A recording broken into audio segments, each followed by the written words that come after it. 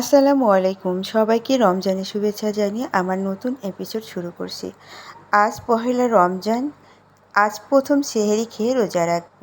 আর এই গরমের দিনে রোজা রাখা মানে ঠান্ডা ঠান্ডা কিছু কিন্তু অনেক ভালো লাগে।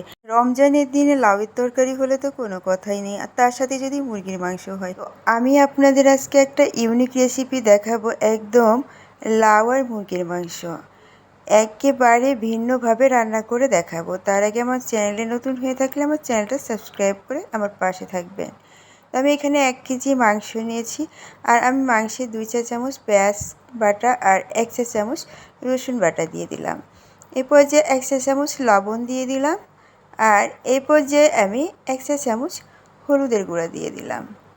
তো এখন এই পর্যায়ে আমি 1 চা চামচ মরিচের গুঁড়া দিয়ে দিলাম, আর এই পর্যায়ে আমি 1 চা চামচ আদা বাটা দিয়ে দিলাম।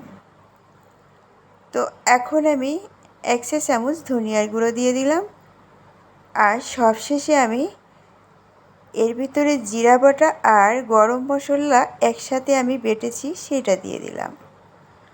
একদম ইউনিক উপায়ে আমি আপনাদের আজকে এই হাতে মাখা মুরগির মাংসটা রান্না করে দেখাবো। তো আমার সব মশলা দেওয়া শেষ। তো এ পর্যায়ে আমি কয়েকটা কাঁচামরিচ নিয়েছি, আস্ত কাঁচামরিচ। তো এই সবগুলা দিয়ে আমি এখন সুন্দর করে মাংসটা মাখিয়ে নেব। আমি কিন্তু মাংসে এখনও তেল ব্যবহার করি নাই। তো এই পর্যায়ে আমি মাংসটা সুন্দর করে একদম সব মশলার সাথে মিক্সড করে নেব। তো মাংসটা মাখাতে মাখাতে এক পর্যায়ে ভালো মতো পানি উঠে আসবে। ঠিক সেই পর্যায়ে আমি তেলটা দিয়ে আবার সুন্দর করে মাখিয়ে নেব।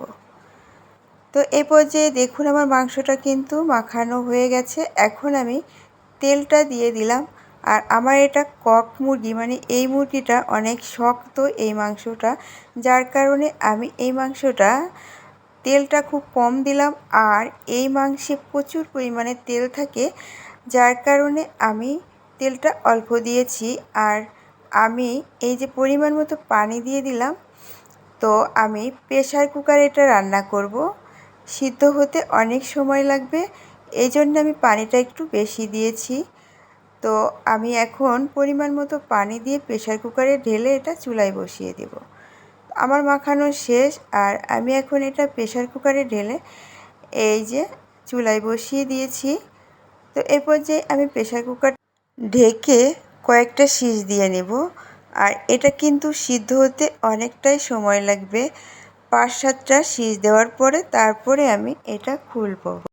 এই পর্যায়ে আমি ঢাকনাটা খুলে ফেলেছি, আর এখন আমার মাংসটা অনেকটাই সিদ্ধ হয়ে গেছে। তো এখন আমি লাউটা দিয়ে দিব। লাউটা দিয়ে আবার ঢাকনাটা দিয়ে 2-3টা সিজ দিয়ে নেব।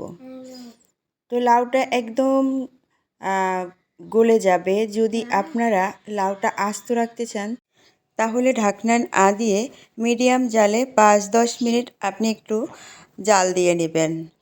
আর যদি লাউটা একটু গলিয়ে নিতে চান মাংসের সাথে, তাহলে কিন্তু অনেক মজা লাগবে। তাহলে ঢাকনা দিয়ে 2-3টা সিজ দিয়ে নেবেন। ঠিক আমি ঢাকনা দেওয়ার পরে 2-3টা সিজ দিয়ে নিয়েছি। দেখুন লাউটা অনেকটাই একটু নরম হয়ে গলে গেছে, আর সামান্য কিছু আস্ত আছে। এইভাবে মাংসটা কিন্তু অনেকটাই মজা লাগে। অনেক ঠান্ডা ঠান্ডা মাংসটা এই রোজার জন্যে অনেক অনেক একটি স্পেশাল খাবার। আপনাদের কাছে যদি এই রেসিপিটা এতটুকু ভালো লেগে থাকে তাহলে অবশ্যই আমার চ্যানেলটা সাবস্ক্রাইব করে লাইক দিয়ে আমার পাশে থাকবেন।